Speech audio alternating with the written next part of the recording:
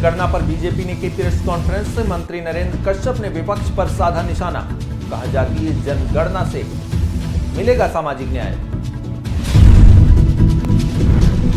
लखनऊ में सपा कार्यालय पर ज्वाइनिंग कार्यक्रम आयोजित, कार्यक्रम में नेताओं की हुई भारी भागीदारी। बरेली में सपा सांसद रामजी लाल सुमन को मिली धमकियां मिलने पर सपा ने किया प्रदर्शन, राष्ट्रपति को सौंपा ज्ञापन। लखनऊ में वक्फ कानून पर मौलाना कासमी का बयान, कहा विपक्ष कर रहा मुसलमानों को गुमराह। नमस्कार, आप देख रहे हैं आज की खबर। आइए देखते हैं उत्तर प्रदेश की कुछ अहम खबरें। लखनऊ में भाजपा मंत्री नरेंद्र कश्यप ने जातीय जनगणना पर प्रेस वार्ता की। उन्होंने विपक्ष को निशाने पर लेते हुए कहा कि कांग्रेस और सपा ने कभी जातीय जनगणना की बात नहीं की, जबकि उनकी सरकारों में यह मुद्दा उठ सकता था। इसके अलावा कश्यप ने प्रधानमंत्री नरेंद्र मोदी को धन्यवाद देते हुए कहा कि जातीय जनगणना से पिछड़े वर्ग को सामाजिक न्याय मिलेगा और यह कदम देश के विकास में सहायक होगा। जब तक जनसंख्या का अनुमान स्पष्ट नहीं होता है तब तक ये प्रश्न काल्पनिक है। बड़ा फैसला प्रधानमंत्री जी ने लिया है, इसकी कार्रवाई को आगे बढ़ने दीजिए। जब आंकड़े डेटा स्पष्ट होंगे उसके बाद बाकी मुद्दों पे चर्चा। नहीं, विपक्ष ने अपनी सरकारों में अपने नेताओं पर दबाव क्यों नहीं बनाया? कांग्रेस पार्टी के नेताओं ने अपनी सरकारों पे दबाव क्यों नहीं बनाया? अखिलेश यादव जी ने अपने पिताजी पे दबाव उस समय क्यों नहीं बनाया? अब सस्ती लोकप्रियता और वोटों की सियासत के लिए वो कह रहे हैं कि ये हमारे दबाव में फैसला हुआ। नहीं जी, प्रधानमंत्री जी ने पिछलों के हक में और भी पहले फैसले लिए। मैंने पहले इस पर चर्चा की है। ओबीसी कमीशन को संवैधानिक दर्जा देने की मांग कभी किसी पार्टी ने की है क्या? नहीं की ना। प्रधानमंत्री जी ने वो दर्जा दिया। लखनऊ में समाजवादी पार्टी कार्यालय पर आज एक ज्वाइनिंग कार्यक्रम आयोजित हुआ, जिसमें कई प्रमुख नेताओं और कार्यकर्ताओं ने सपा का दामन थामा। कार्यक्रम में अखिलेश यादव ने लोहिया वाहिनी के कार्यकर्ताओं से अपील की कि वे किसी भी महापुरुष के साथ उनकी तुलना न करें। इस दौरान बहुजन समाज पार्टी और बीजेपी के कई नेताओं ने भी सपा ज्वाइन की। अखिलेश यादव ने बीजेपी पर तंज कसते हुए कहा कि सरकार जाति जनगणना कराने को मजबूर हुई और समाजवादी पार्टी ने इस मुद्दे को बड़ी जिम्मेदारी से उठाया। अभी अभी सरकार ने फैसला लिया है, हमें खुशी है इस बात की कि सामाजिक न्याय के राज की स्थापना के लिए एक कदम तो बढ़े हैं सब लोग। सामाजिक न्याय के राज की स्थापना हो, उसके लिए जाति जनगणना का फैसला 90% पीडीए की एकजुटता की 100% जीत है।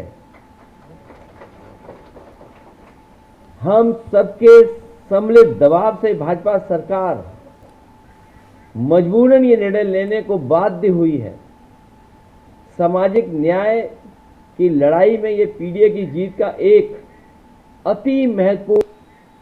उत्तर प्रदेश में समाजवादी पार्टी के राष्ट्रीय महासचिव और राज्यसभा सांसद रामजी लाल सुमन को करनी सेना से जान से मारने की धमकियां मिल रही हैं।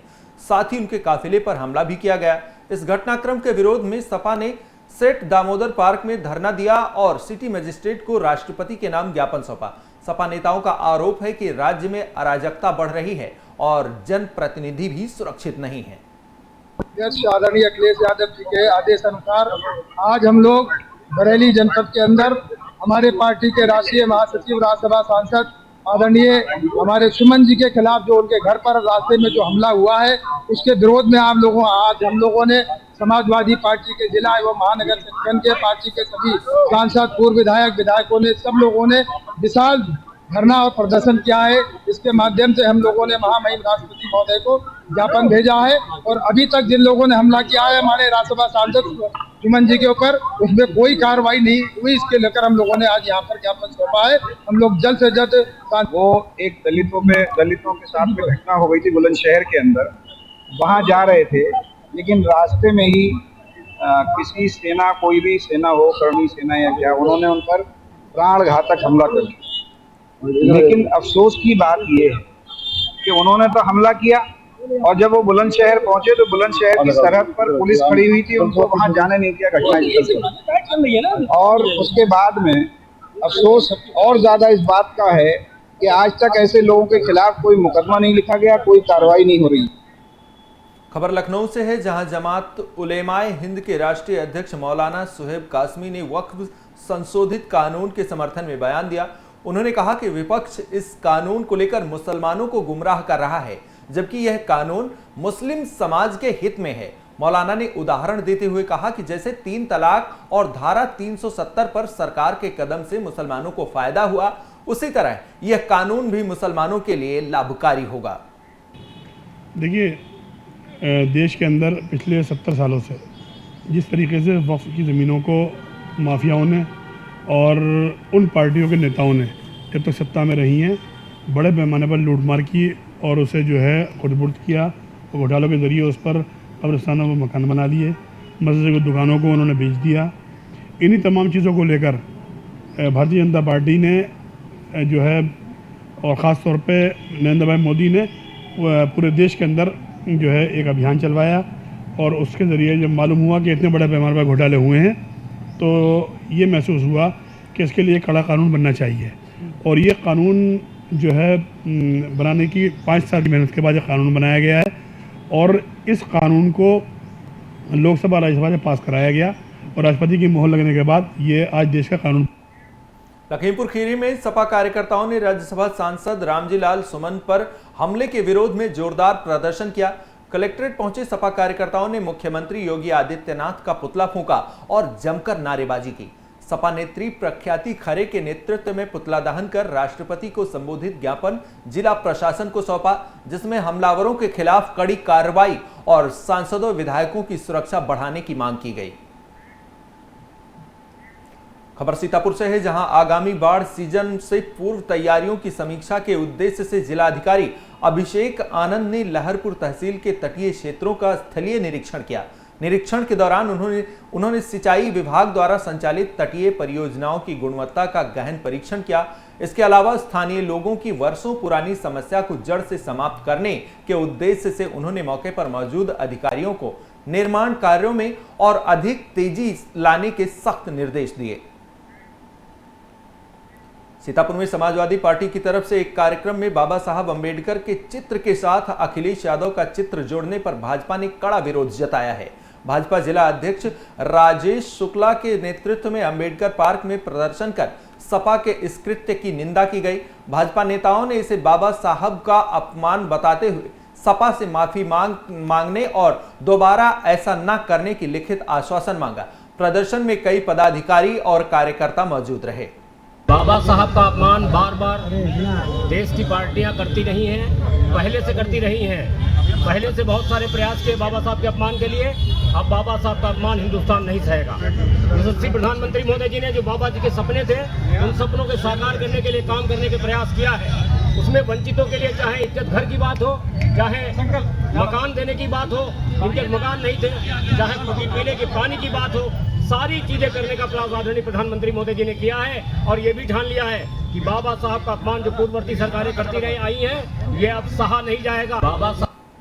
वाराणसी से बड़ी खबर सामने आ रही है, जहां जंक्शन पर दुर्ग नौतनवा एक्सप्रेस का इंजन शंटिंग के दौरान पटरी से उतर गया। यह घटना लूप लाइन पर ट्रैक बदलते समय हुई। दरअसल इंजन की रफ्तार कम थी, जिससे तेज आवाज के साथ वह वहीं धंस गया। हादसे से स्टेशन पर हड़कंप मच गया। हालांकि कोई बड़ा नुकसान नहीं हुआ है। बरेली में वीडीए ने अवैध कॉलोनियों के खिलाफ बड़ी कार्रवाई की। ग्राम विथरी, चैनपुर और ग्राम महलऊ में बिना प्राधिकरण की स्वीकृति के अवैध निर्माण कार्य किए जा रहे थे। वीडीए की प्रवर्तन टीम ने इन अवैध कॉलोनियों का ध्वस्तीकरण किया। वीडीए ने सभी नागरिकों को चेतावनी दी है कि बिना स्वीकृत मानचित्र के कोई भी निर्माण या प्लॉटिंग करना अवैध है और इसके खिलाफ कड़ी कार्रवाई की जाएगी। श्रावस्ती में अवैध मदरसों के खिलाफ चलाए जा रहे अभियान के तहत आज भी बड़ी कार्रवाई की गई।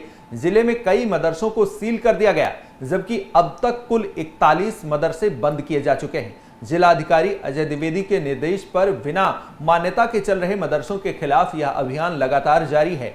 प्रशासन ने इस अभियान को सख्ती से लागू करते हुए अवैध मदरसों पर कड़ी कार्रवाई की है।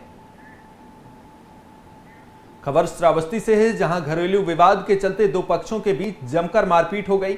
मारपीट में एक महिला समेत 2 लोग गंभीर रूप से घायल हो गए। आनन फानन में सभी घायलों को इलाज के लिए जिला अस्पताल में भर्ती कराया गया। उनका इलाज जारी है। मेरी बहन को और मेरे मझले पापा को 12 आदमी ने मिलकर मारा है। सर फूट गया। कहाँ घर में ही मारा है? घर पे ही मारा है। कहाँ के लिए? पिछला कुछ विवाद चल रहा था, उस विवाद को लेकर मारा है। सरिये से और लाठी से मारा है। उत्तर प्रदेश की अहम खबरों में बस इतना ही। देश दुनिया की तमाम खबरों को देखने के लिए देखते रहिए आज की खबर।